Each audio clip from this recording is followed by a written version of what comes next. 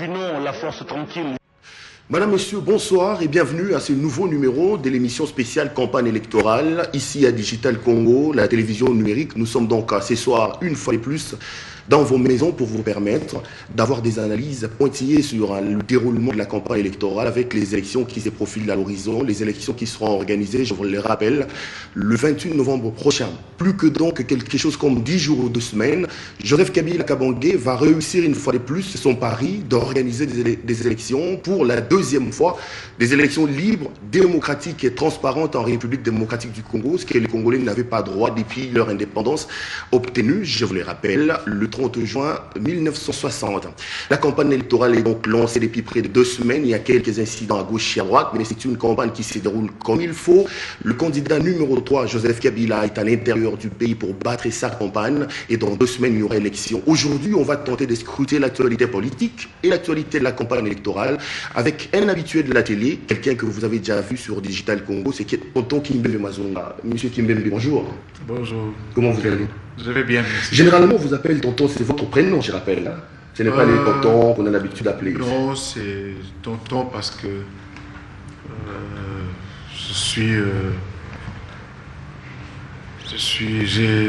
des neveux, des nièces qui m'appelaient comme ça quand ils ont trouvé ces noms-là à la maison, parce que moi, je portais plutôt les noms de l'oncle de mon père, de l'oncle paternel de mon père. Et mon père m'appelait tonton, comme son oncle, comme j'étais l'homonyme de chacun de son oncle. Et j'ai grandi avec ces petits noms-là, tonton. J'étais les tontons de notre papa, donc et j'ai fini par devenir les tontons de tout le monde. Kimbembe Mazonga, merci d'avoir répondu à cette invitation. Je rappelle que vous êtes conseiller du président de la République, conseiller principal au collège Infrastructure, et ça fait longtemps que vous occupez ce poste. Je le disais au départ de cette émission, ça fait pratiquement 2 semaines que la campagne électorale est lancée à l'RDC. Si vous étiez demandé de tirer les premières conclusions, de faire la lecture de cette campagne électorale, ça sera quoi votre lecture?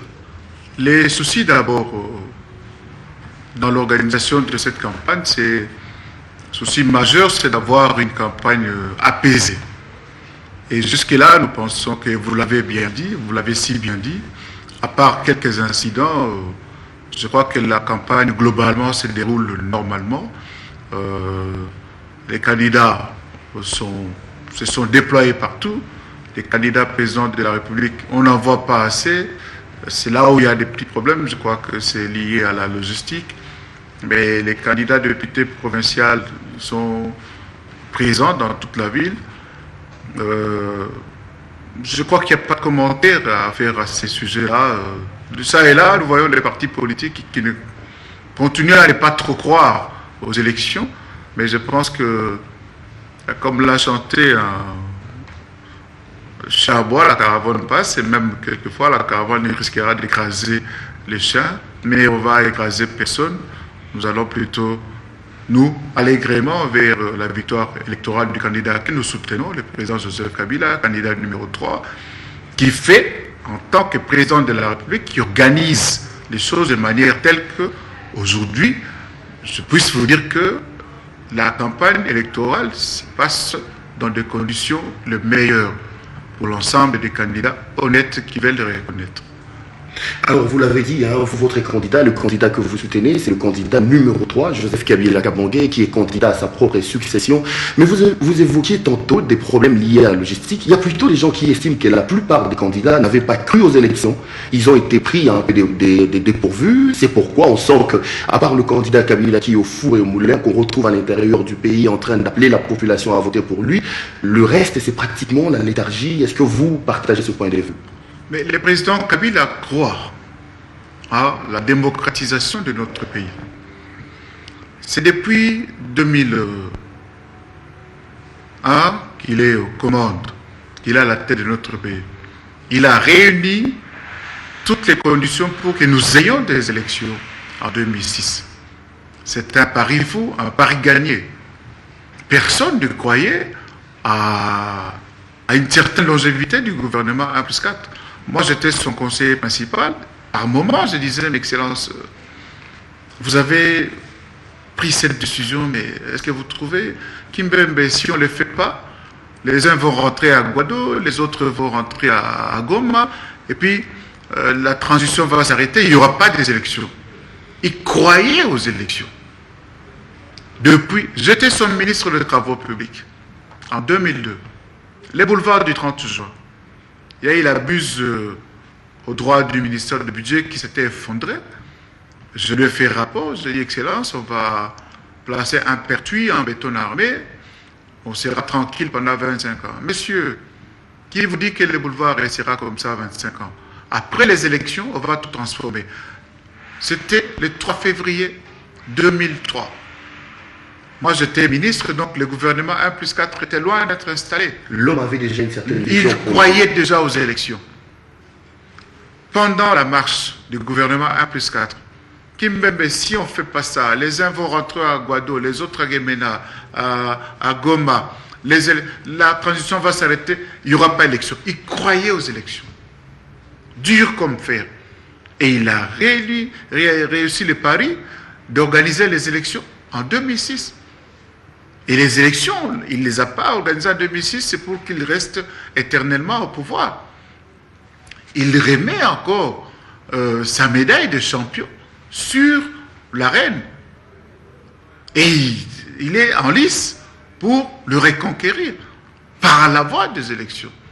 Donc c'est quelqu'un qui croit fermement aux élections et qui sait que les élections se préparent.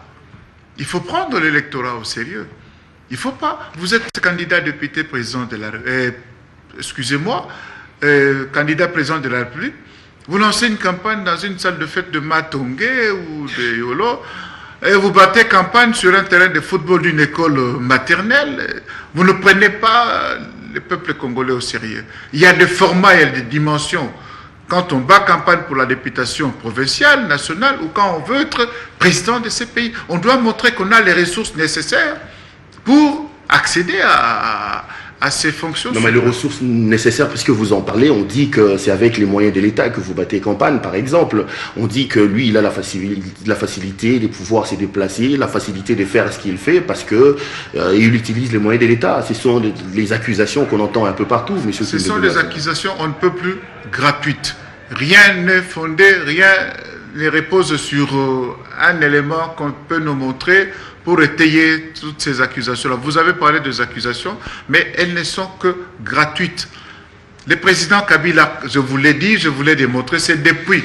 Moi, il m'a parlé de son souci des élections, il m'a parlé de son souci des élections, de voir les Congolais aller aux élections, le 3 février 2003. Il y a eu les élections le 30 juillet 2006. Vous voyez combien de temps se sont écoulés depuis. Le 6 décembre 2006, lorsqu'il prêtait serment, il savait déjà que 5 années plus tard, il y aura des élections. Et il s'est préparé en conséquence. Mais il s'est préparé en conséquence. Mais vous vous réveillez un matin, vous occupez les postes de chef de division, je ne sais pas où, vous travaillez mal, on vous met à la porte, vous dites je vais être candidat, et vous allez battre campagne, vous allez vous préparer pendant 6 mois. Ce n'est pas possible. On ne prépare pas une campagne électorale à ce niveau-là en 6 mois, en 1 année. Je crois que c'est parce que quand on n'est pas, c'est parce qu'on n'a pas été capable de pouvoir faire les choses au format qu'il faut, que tout de suite on verse dans des déclarations qui relèvent des manœuvres dilatoires. Je pense que les gens doivent reconnaître qu'ils n'ont pas pris le peuple congolais au sérieux. Ils n'ont pas cru à la détermination du Congolais d'aller aux élections. Ils n'ont pas cru à la détermination du gouvernement de financer les élections. Ils n'ont pas cru à la détermination de la Commission électorale nationale indépendante d'organiser les élections, de réussir ces paris-là. Voilà, tout est là. Ils n'ont cru ni à la CENI, ni au gouvernement, ni à eux-mêmes d'ailleurs. Déjà, on voit des candidats qui n'ont pas d'affiche. On voit une banderole que le cordonnier du coin a réalisé, et puis ça c'est pas... Depuis le 28 octobre, le seul candidat qui bat campagne comme il faut, c'est le président Kabila, parce qu'il croit aux élections et parce qu'il prend au sérieux... Il vient d'arriver à Kisangani pour lancer sa campagne, nous y reviendrons avec force et détail. Mais ça nous réjouit de savoir qu'il y a au moins quand même un candidat qui est en lice, et qui quittent Kinshasa pour aller en province. Ça nous réjouit. Au moins, on dit, bon voilà, moi les jeux sont Vital Caméré et à Kikwit aussi, c'est à l'intérieur du pays. Mais c'est très bien. Un peu bien. plus nombreux des gens qui... Mais c'est très bien, ça nous réjouit. C'est-à-dire que le combat est juste. On a un combat loyal, les gens doivent se déplacer. On n'empêche personne de se déplacer. Même si il faut des autorisations pour survoler de gauche à droite. Et il faut que les gens savent qu'ils battent campagne. Il y a les lois de la République qu'ils doivent respecter. Il y a le fonctionnement de l'État, le fonctionnement normal de l'État. Ce n'est pas parce que vous voulez battre campagne que vous allez prendre la route de Kikwit sans payer votre transport. Les candidats de l'UNC est parti à Kikwit, personne n'a su qu'il est parti à Kikwit. Il a pris son transport, il a organisé son cortège, il est parti. Mais les autres, les déplacements doivent devenir une affaire d'État. Ça, c'est ça qui... C'est une distraction parce que le pays n'est pas mort. Entre-temps, le pays n'est pas arrêté. L'État continue à fonctionner, l'administration continue à tourner. Ça, c'est une allusion à peine voilée hein, à ce feuilleton, à cette aventure de l'avion, de Tchèque Tshisekedi Wamulumba, que l'autorité de l'aviation civile aurait refusé d'autoriser. On va y revenir avec force détail sur ces éléments. Mais je voudrais quand même qu'on parle de votre candidat. Vous soutenez le candidat numéro 3, Joseph Kabila. Il a été élu en 2006 sur base d'un programme, les 5 chantiers de la République. Kimbembe Mazunga, vous êtes à côté de cet homme. 5 ans après, Kabila va demander la confiance du Congolais. Vous, personnellement, quel est le bilan que vous faites des 5 chantiers de Kabila? Les 5 chantiers, j'ai toujours dit, c'était une vision à long terme, approuvée par les peuples représentés, par la représentation nationale. Nous avons amorcé, depuis le premier trimestre 2008, et le chef de l'État l'avait annoncé dans son discours d'État à la Nation, le 7 décembre 2007. Il avait dit que les grands chantiers de travaux allaient démarrer dans le courant du premier trimestre 2008. Et effectivement, d'abord le 2 janvier, on avait lancé les 2 ponts, les 2 bacs de Simisimi et de Kisangani. Un peu plus tôt en janvier 2007, nous avons été voir les travaux sur la route nationale numéro 4, Kisangani, Fasen de Nyanya jusqu'à Bunia. Les travaux étaient encore au kilomètre 154. Mais en 2008, dans le courant du premier trimestre, plus exactement le 25 mars, on a lancé les travaux de modernisation de l'avenue Libération, Université pédagogique nationale, tronçon pédagogique, Université nationale pédagogique, jusqu'au rond-point Moulard. Et depuis, on a continué. On a continué dans la matérialisation de cette vision. Et les programmes qui sont... Les projets qui ont été identifiés dans le cadre de cette vision, ce ne sont pas des projets à réaliser dans les 5 ans du mandat du chef de l'État. Il faut revenir sur les documents que le chef de l'État avait édités bien avant la campagne électorale en 2006. Mais sans proposition pour changer la physionomie du Congo. Et là-dedans, les projets qui sont inscrits, c'est des projets qui demandent 15, 20, 25 ans. Vous n'allez pas construire les barrages de Kakobola, quoi qu'on ait commencé déjà en 5 ans. Vous n'allez pas construire le port à eau profonde de Banana en 5 ans. Il faut du temps. Alors, le 5 chantiers, c'était un cadre dans lequel on a inscrit des projets qui relève d'une priorité, des priorités, pour amener le chef de l'État à aller dans le sens de l'accomplissement des objectifs qu'il s'est assigné lui-même le 26 janvier 2001, l'amélioration des conditions de vie des Congolais. Ce sont les priorités des priorités à réaliser. Réhabiliter les ouvrages, les infrastructures de production, les relier au centre de consommation ou de transit, assurer l'intégration nationale, les communautés de Kisangani qui vont